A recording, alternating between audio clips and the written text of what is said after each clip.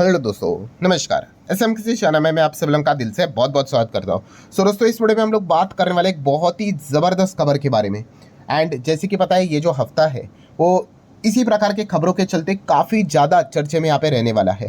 ठीक है, तो इस चीज़ मतलब पहले तो खबर क्या है उसको हम लोग कवर करेंगे। एंड इस चीज़ के चलते कौन सी कंपनीज रडार के ऊपर आप रख सकते हो स्टडी पर्पज़ के लिए, उसकी भी हम लोग यहाँ पे बातचीत यहाँ पे करने वाले हैं। तो चलो स्टार्ट करते हैं वीडियो को। बट उससे पहले ज़रूर आपको याद दिलाना चाहूँगा कि आज के दिन आपने देखा होगा कि लगभग 5:30 बजे के आसपास फ्री स्टॉक मार्केट क्लासेस इस चैनल के ऊपर नया वीडियो अपलोड हो चुका है। यस, यस्टरडे की बात करें, जैसे आपको बताया था कुछ टेक्निकल ग्लिचेस चल रहे थे इसलिए वीडियोस आ ही नहीं पाई। बट कोई बात नहीं, आज के दिन संडे के दिन इस चैनल के ऊपर एक इंपॉर्टेंट वीडियो इस चैनल के ऊपर अपलोड हो चुका है। अगर आपने नहीं देखा है तो लिंक मेरे ऊपर आई बटन पर दिया है, आप चाहो तो देख सकते हो।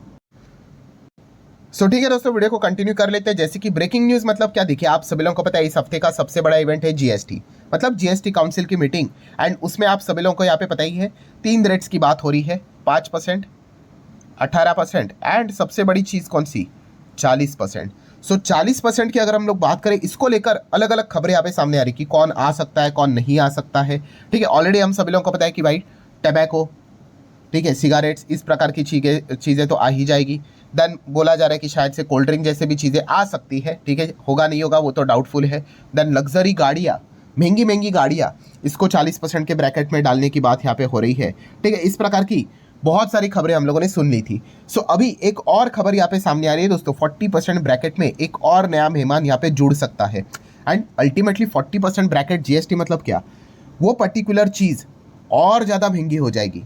आई होप आप समझ रहे हो। कोई भी कंपनी अल्टीमेटली जो भी चीज़ें यहाँ पे होती है उसका पैसा तो पे कौन करेगा, आखिर में जो एंड जो यूज़र होता है, कंज्यूमर, कस्टमर ही पे करेगा। 40% में एक और नया नाम यहाँ पे जुड़ते हुए देखने को मिल रहा है और दोस्तों वो नाम है रियल इस्टेट का। यस दोस्तों, रियल इस्टेट की बात करें तो रियल इस्टेट को 40% के ब्रैकेट में डालने की बात हो रही है जीएसटी के इसमें। अब जैसे मैंने रियल इस्टेट बोल दिया, काफ़ी लोगों को मतलब गुस्सा आया होगा, अरे हम तो यहाँ पे घर लेने का प्लान करें। तो रुकिए रुकिए रुकिए, ऐसी बात नहीं है। रियल इस्टेट में भी कौन से रियल इस्टेट, यस दोस्तों, लग्जरी रियल इस्टेट की अगर हम लोग यहाँ पे बात कर ले, ठीक है, लग्जरी सेगमेंट। ठीक है, सेम लाइक गाड़ी, अभी गाड़ी के ऊपर आपको पता ही है मोस्ट प्रोबेबली 28 से जीएसटी 18 आने वाले। बट कौन सी गाड़ी, जो नॉर्मल आम आदमी इस्तेमाल करता है वो गाड़ियाँ। बट अगर कोई लग्जरी गाड़ी होगी तो उसके ऊपर 40% तो लगेगा, ये तो हम लोग को पता है। बस वैसे ही रियल इस्टेट में भी आप देख सकते हो, प्रपोजल है कि 40% स्लैब में एक्सपेक्ट किया जा रहा है कि लग्जरी हाउसिंग सेगमेंट को भी डाला जाए। ठीक है, हालांकि ये तक बताया जा चुका है कि इस चीज़ के चलते, इस स्टेप के चलते हम कह सकते हैं कि जो घर खरीदने वाले जो है, ठीक है, वो थोड़ा सा अपने टाइम को क्या कर सकते हैं, मतलब डिले यहाँ पे कर सकते हैं। ठीक है, बट ओवरऑल वो जाके यहाँ पे घर खरीद ही लेंगे। ठीक है, वो मतलब देखा गया तो इतना प्राइस सेंसिटिव होते हैं नहीं, उनके पास बहुत पैसा है भाई। और लग्जरी मतलब क्या, अभी किसी के पास अगर 5 करोड़ का घर खरीदना है, 10 करोड़ का, 100 करोड़ का घर खरीदते हैं भाई। 100 करोड़ का घर खरीदने वाले को मतलब इतना क्या फ़र्क पड़ेगा भाई, 40% के जीएसटी के चलते वो दे देगा। ठीक है, लेस प्राइस सेंसिटिव होते हैं तो होगा इम्पैक्ट, तो क्या होगा कि थोड़ा सा लेट परचेस कर दे, ऐसा कुछ हो सकता है। हालांकि रियल इस्टेट में कोई भी बदलाव करना दोस्तों इतना ईजी नहीं होता है। इसके पहले भी हम लोगों ने देखा था बजट में सरकार ने, निर्मला सीतारमण जी ने इंडेक्सेशन का बेनिफिट हटा दिया था। ठीक है, सेम सबको स्लैब में लाने के लिए। और बजट के बाद कुछ दिनों के बाद निर्मला सीतारमण जी को वापस अनाउंस करना पड़ा कि नहीं नहीं भाई, विथ इंडेक्सेशन विदाउट इंडेक्सेशन दोनों रख रहे हैं। मतलब उनकी जो लॉबी है भाई रियल इस्टेट की वो काफ़ी स्ट्रांग है। तो इतना ईजी नहीं है भाई कि 40% के इसमें लग्जरी रियल इस्टेट अपार्टमेंट को यहाँ पे शिफ्ट करना। बट अभी ऐसा लग रहा है दोस्तों कि सरकार को तो ये करना ही पड़ेगा, वरना भाई पैसा आएगा किधर से। ठीक है, हर एक चीज़ में पहले ही डायरेक्ट टैक्स में छूट दी है, इनडायरेक्ट टैक्स भी अभी कम यहाँ पे कर ही रहे जीएसटी। ठीक है, तो कहीं से तो पैसा यहाँ पे सोर्सेस ऑफ फंड अरेंज तो करवाना पड़ेगा। तो अब लग रहा है लग्जरी आइटम मतलब इसमें रियल इस्टेट का ही नाम हम लोग को देखने को यहाँ पे मिल सकता है। आई होप आपको कॉन्सेप्ट समझ में आया होगा। जो महंगे महंगे घर है उनके ऊपर जीएसटी यहाँ पे बढ़ सकता है 40% तक। एंड अगर ऐसा हुआ तो भाई घर के दाम तो और लग्जरी मतलब पहले से ही टॉप पे रहते और ज़्यादा आसमान छू सकते हैं। तो ये चीज़ें देखने को मिल सकती है। अभी इस चीज़ के चलते मार्केट में तो बहुत सारी कंपनियां, बट 3 कंपनियां सबसे ज़्यादा फोकस में रहेगी बिकॉज ये सिर्फ लग्जरी में ही काम करती है। ठीक है, कुछ कंपनियां ऐसी है कि लग्जरी भी है, थोड़ा सा मिडिल क्लास लोगों के लिए भी काम करती है, यहाँ पे आप ऐसा भी कह सकते हो। बट ये जो 3 कंपनियां हैं इनका तो भाई आप सीधा घर 5 करोड़, 4 करोड़, 10 करोड़, 20 करोड़, 100 करोड़ ऐसे भी मिल जाएंगे आपको। तो इन 3 कंपनीज की हालत पतली हो सकती है अगर सरकार ने लग्जरी होम अपार्टमेंट्स को 40% के जीएसटी में डाल दिया। तो कौन कौन सी कंपनीज है जिनके ऊपर ये डर का माहौल छाया हुआ है? तो पहली कंपनी है डीएलएफ। डीएलएफ को कोई इंट्रोडक्शन की जरूरत नहीं, जो नॉर्थ साइड इंडिया में रहते हैं। डीएलएफ तो आप सभी लोगों को पता है। ये देखिए, इस खबरें पढ़िए भाई। अभी गुरुग्राम की बात कर ले, 11,000 का प्रोजेक्ट था, सोल्ड हो गया। 1164 घर चुटकियों में बेच दिया। ठीक है, आप यहाँ पे देख सकते हैं मुंबई में इनका कमबैक हो गया। 2300 करोड़ के घर एक हफ्ते में 7 दिन में बेच दिए, 7 दिन में।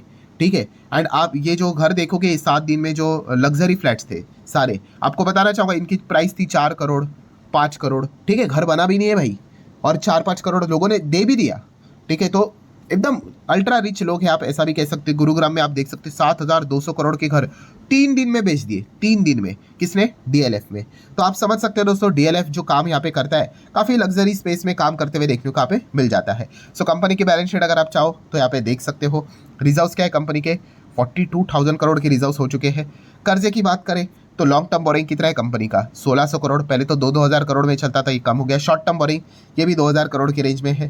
Then cash and cash equivalent कितना है? 4,000 करोड़। ठीक है, इतना स्ट्रॉन्ग रिजर्व है कंपनी के पास, क्या ही दिक्कत होगी।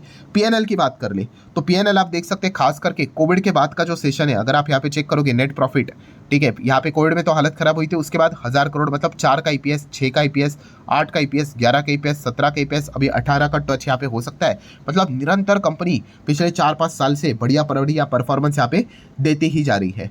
ठीक है, एंड अगर हम लोग शेयर होल्डिंग पैटर्न की बात करें तो आप देख सकते हैं प्रमोटर की होल्डिंग 74, एफआईएस 16% ही पकड़ लो, और डीआईएस 5%, पब्लिक लेस देन 5%। मतलब ये क्या है? पीडीएफ कंपनी है। ठीक है, प्रमोटर, एफआईएस, डीआईएस यही अपने पास 95% से ज़्यादा का माल लेकर बैठे हुए, पब्लिक के पास 5% भी नहीं है। ठीक है, तो इसीलिए जो जहाँ पे पब्लिक कम भाई, वहीं पे ज़्यादा पैसा बनते हुए देखने को मिल जाता है। कोई शेयर्स गिरवी है क्या प्रमोटर का? कोई भी नहीं, आप यहाँ पे देख सकते हो। सो डीएलएफ जैसी कंपनी की हालत खराब हो सकती है, थोड़ा बहुत टेम्पररी आप कह सकते हैं, झटके लग सकते हैं। वैसे तो अगेन मैं जैसे मैंने आपको यहाँ पे बताया कि जो लग्जरी होम खरीदने वाले हैं उनको इस चीज़ के चलते मतलब इतना कोई लगता तो है नहीं कि बहुत बड़ा झटका लगेगा। लेट्स सी क्या होता है। एंड वैसे भी देखा गया तो भाई सीमेंट के ऊपर 28% का जीएसटी उसको 18 करने की बात हो रही है, तो शायद से वैसे भी जो बनाने का कॉस्ट रहेगा वो सस्ता ही पड़ेगा, तो शायद से कुछ चीज़ें कॉम्पनसेट भी यहाँ पे हो जाए। देन लोधा बिल्डर्स की बात करें, ठीक है, मंगल प्रभात लोधा जी, आप सभी लोगों को पता है ये तो सरकार में भी है, आप सभी लोगों को पता है बीजेपी के ही मंत्री हम लोग को देखने को मिल जाते हैं। ठीक है, सो लोधा ग्रुप की बात करें तो आप देख सकते हैं, देखिए लग्जरी अपार्टमेंट यहाँ पे मुंबई में बेच दिया 187 करोड़ का। ठीक है, एक अपार्टमेंट की बात हो रही है दोस्तों। ठीक है, ये देखिए 2 अपार्टमेंट बेच दिए मुंबई में 109 करोड़ के लिए। ठीक है, देन अगर आप और देखोगे एग्जांपल 270 करोड़ के लिए 2 अपार्टमेंट बेच दिए। मतलब आप समझ रहे हैं जिनके पास इतना पैसा है भाई, उनको क्या ही फर्क पड़ेगा जीएसटी 40% करने के चलते। ठीक है, तो लोधा बिल्डर्स को भी आप चाहो तो स्टडी कर सकते हैं। इनके आरएनएस क्या है, रिजर्व्स एंड सरप्लस 19,000 करोड़ का रिजर्व्स है। देन लॉन्ग टर्म बोरिंग कर्जा कितना है? 1,100 करोड़ का है। ठीक है, पहले 1,900 था तो ये भी कम हो गया, इसके पहले 2,000 था तो ये भी कम हो गया। ठीक है, अच्छी बात है। शॉर्ट टर्म बोरिंग 5,800 करोड़ है। ठीक है, then cash and cash equivalent कितना है? 1,740 करोड़ के आसपास है। देन पीएनएल की अगर बात कर ले तो प्रॉफिट भी आप इनका देख सकते हैं, कोविड के बाद का जो परफॉर्मेंस है 2020 का इसमें से। ठीक है, तो उसके बाद आप देख सकते हो 12 का ईपीएस, फिर 5 थोड़ा नीचे है, फिर 15 का ईपीएस, फिर 27 एंड राइट नाउ 30 के ईपीएस के आसपास जाते हुए देखने को मिल रहा है। मतलब डीएलएफ देख लो, ठीक है, या फिर लोधा देख लो। अभी हम लोग बात कर रहे हैं कंपनी का रिसेंट पीएनएल के हिसाब से, ये बेस्ट अपने अर्निंग्स पे चल रहे, मतलब बॉटम लाइन पे चल रहे, इसलिए कंपनीज आप देख सकते हैं अच्छे रिटर्न्स देते हुए देखने को मिल रहे हैं। शेयर होल्डिंग पैटर्न देखेंगे तो इनका भी सेम है। PDF promoter 70, FIS 24-25, DS 2, public बाप रे बाप 1%। मतलब अगर मैं यहाँ पे कहूँ पीडीएफ कितना है, 99% लेकर बैठे हुए भाई, पब्लिक को तो माल ही नहीं दिया है। ठीक है, सो ये हम लोग को पीडीएफ वाली कंपनी देखने को मिल जाती है। एंड अगर शेयर होल्डिंग पैटर्न में गिरवी कितना है, कोई भी गिरवी नहीं है, तो हम कह सकते हैं भाई लोधा बिल्डर्स को भी झटका यहाँ पे लग सकता है। मतलब एटलीस्ट न्यूज़ से तो झटका यहाँ पे लग ही सकता है, इतना तो हम कह सकते हैं। एंड तीसरी कंपनी है ओबेरॉय रियल्टी। यस, ओबेरॉय की भी बात करेंगे, 970 करोड़ के लग्जरी अपार्टमेंट्स इन्होंने बेच डाले। देन आप यहाँ पे देखोगे रिसेंटली अक्षय कुमार, ट्विंकल खन्ना, ये बॉलीवुड में काम करने वाले लोग, आपको बताइए, उन्होंने अपने लग्जरी अपार्टमेंट बेच दिया 80 करोड़ में। ठीक है, ओबेरॉय 360 वेस्ट आप यहाँ पे देख सकते हो। देन ओबेरॉय रियल्टी की बात कर ले 1,348 करोड़। ठीक है, इतने फ्लैट्स उन्होंने 3 दिन में ही लॉन्च करते ही बेच दिए। ठीक है, मतलब आप अंदाज़ा लगा सकते हो कि ये लग्जरी अपार्टमेंट वाले 40% का जीएसटी तो अफोर्ड कर ही लेंगे। ठीक है, जो इतना महंगा घर ले सकता है वो और थोड़ा महंगा यहाँ पे टैक्स भी भर सकता है, क्वाइट पॉसिबल। रिजर्व्स देखेंगे इस कंपनी के तो 15,000 करोड़ के रिजर्व्स है।